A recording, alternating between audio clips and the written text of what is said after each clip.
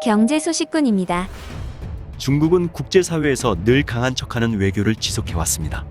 성장한 경제력과 군사력을 바탕으로 무력과 보복 등 공세적인 외교를 펼치고 있습니다. 특히 코로나19 사태 이후 뚜렷하게 드러나는 움직임입니다. 애국심을 자극하여 중국을 하나로 뭉치게 하는 전략인데 그만큼 부작용이 너무 큽니다. 결국 이와 같은 중국의 외교 전략에 대해 중국 내부적으로도 자성의 목소리가 나오고 있습니다. 힘을 과시하는 중국의 외교 전략은 전랑외교라 부릅니다.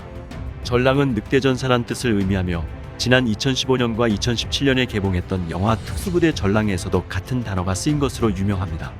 이 영화는 중국 인민해방군 특수부대의 활약상을 그린 애국주의 영화였는데 중국 내에서 흥행에 성공합니다.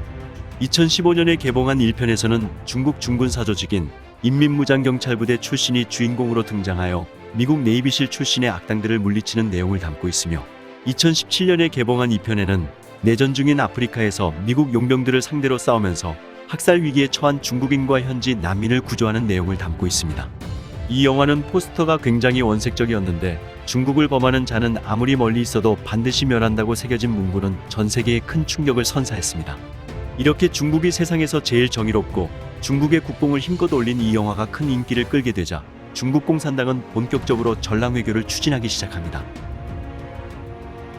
닭을 죽여 원숭이를 겁준다는 살계 경우는 중국의 외교 정책을 잘 드러냅니다. 사드 배치에 대응한 한한령, 호주의 코로나19 바이러스 기원 규명 촉구에 대응한 호주산 석탄 수입 중단과 같은 강경 외교 정책은 살계 경우의 대표적인 예입니다. 누가 봐도 구시대적인 외교 정책을 벌이는 중국은 결국 국제사회에서의 고립만 자초하게 되었습니다. 대표적인 친중국가였던 호주는 완전한 반중국가로 돌아섰으며 필리핀 등 남중국해 연안 국가들과의 마찰도 끊이질 않고 있습니다. 또한 많은 서방 국가들은 베이징 올림픽의 보이콧을 선언한 상태이지요. 그렇게 중국에 대한 국제사회의 평판은 날이 갈수록 악화되고 있는 상황인데요. 국제 여론조사 업체인 퓨리서치가 작년 6월 중국에 대한 평판 조사를 한 결과 중국에 대한 악감정은 우리나라뿐 아니라 전 세계적인 공통적인 현상이었습니다. 북미, 유럽, 아시아 17개국 성인 19,000명을 대상으로 중국의 평판에 대해 설문한 결과 무려 15개국에서 중국을 부정적으로 본다는 비율이 50% 이상 나옵니다. 중국을 싫어하는 나라 1위로는 일본이 최고였으며 그 뒤를 스웨덴, 호주, 한국, 미국이 이었습니다. 이와 같이 전 세계가 중국을 싫어하게 되자 중국 내부에서도 위기를 인식하고 있습니다. 추이텐카이 전 주미 중국 대사는 지난달 20일 베이징에서 중국국제문제연구원 주최로 열린 2021년 국제정세와 중국 외교 토론회에서 원칙적으로 준비 안 된 싸움, 자신 없는 싸움, 오기로 하는 싸움과 소모전은 해서는 안 된다며 우리의 물음과 태만으로 인해 인민의 이익에 손실을 입혀서는 안 된다고 말했습니다. 그는 2013년 5월부터 지난해 6월까지 8년여간 주미 대사로 재임한 베테랑 외교관인데 현재 중국의 강한 외교 정책을 두고 선을 넘고 있다고 조언하고 있는 셈인데요.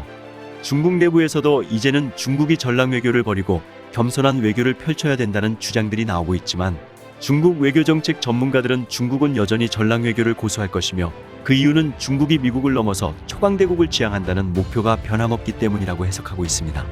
이는 시간이 흐를수록 중국이 고립되어 간다는 것을 의미하며 미국의 대중국 외교 전략에 더욱 포위될 것으로 보입니다. 강자로 군림하고자 했던 국가들은 늘 고립되기 시작하면서 문명의 끝을 맞이하였습니다. 이미 내부적으로도 눈치를 주고 있는데 아직 정신을 차리지 못하는 중국의 앞날을 응원합니다. 지금까지 쉽고 빠른 경제 소식꾼이었습니다.